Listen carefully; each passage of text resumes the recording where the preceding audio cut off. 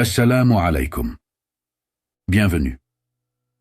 Dans cette émission, nous allons parler de ce qui se passe environ 1 heure avant la prière de l'aube et de l'ambiance qui règne sur le monde à ce moment-là. Des prophètes aux amis d'Allah, des saints aux croyants ordinaires, tout le monde a toujours accordé une grande importance au temps de la prière de Tahajjud, qui se situe peu avant l'appel à la prière de l'aube.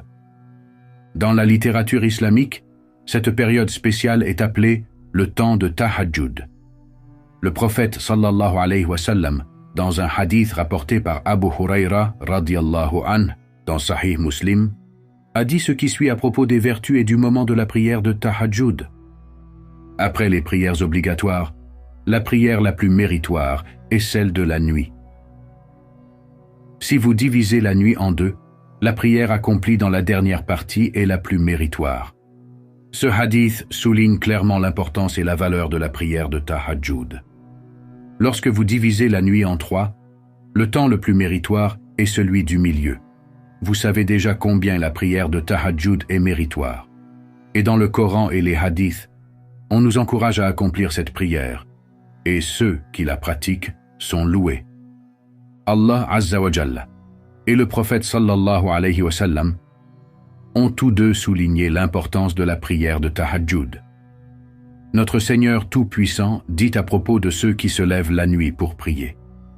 Leurs flancs s'éloignent de leur lit pour invoquer leur Seigneur, par crainte et espoir, et ils dépensent de ce que nous leur avons accordé.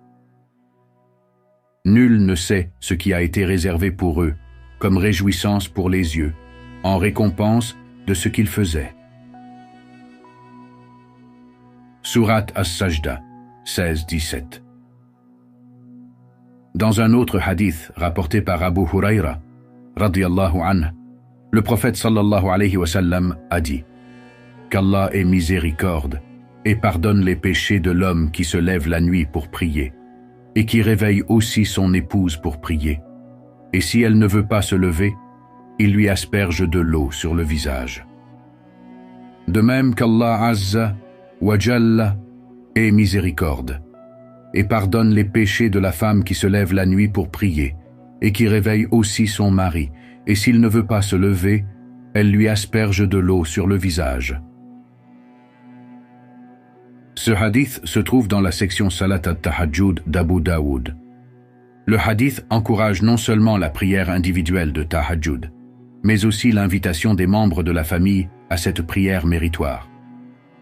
Dans un autre hadith rapporté par Abu Huraira et Abu Sa'id al-Khudri, radiyallahu anhu, le prophète sallallahu alayhi wa sallam a dit « Quiconque se réveille la nuit et réveille aussi sa femme pour prier 2 unités de prière ensemble, sera inscrit parmi les hommes et les femmes qui mentionnent beaucoup Allah Azza wa Jalla. » Ce hadith se trouve également dans Abu Daoud.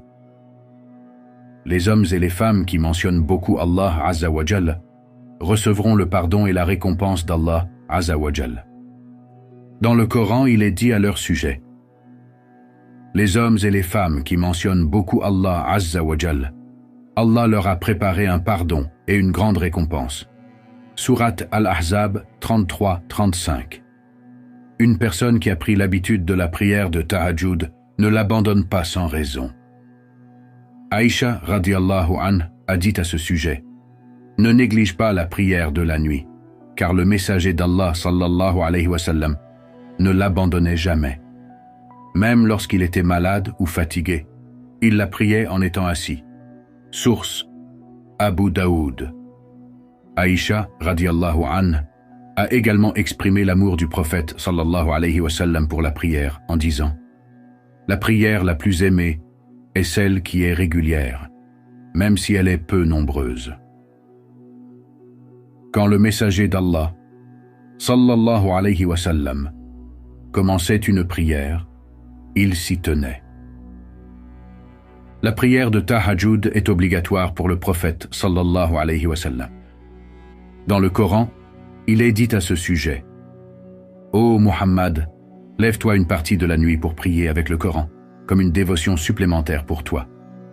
Peut-être que ton Seigneur te ressuscitera en une position louable. Surat Al-Isra, 17-79. Cette prière est sunna, ou recommandée pour les autres musulmans. Il y a des versets et des hadiths qui encouragent les autres croyants à pratiquer la prière de Tahajjud. Abdullah ibn Omar, radiyallahu anhu, lorsqu'il a raconté au prophète sallallahu alayhi wa sallam qu'il s'était vu en rêve en enfer et qu'un ange s'était approché de lui en disant « N'aie pas peur ». Le prophète sallallahu alayhi wa sallam a dit « Abdullah est un bon homme, mais ce serait bien s'il se levait pour prier la nuit ». Après cet incident, Abdullah ibn Omar a réduit son sommeil nocturne.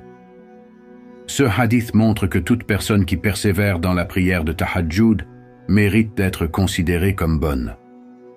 Un autre hadith dit « Poursuivez la prière de nuit, car c'est la coutume des pieux avant vous. Cette prière est une obéissance à votre Seigneur. Elle efface les péchés et empêche de commettre des fautes. » Source Tirmidhi.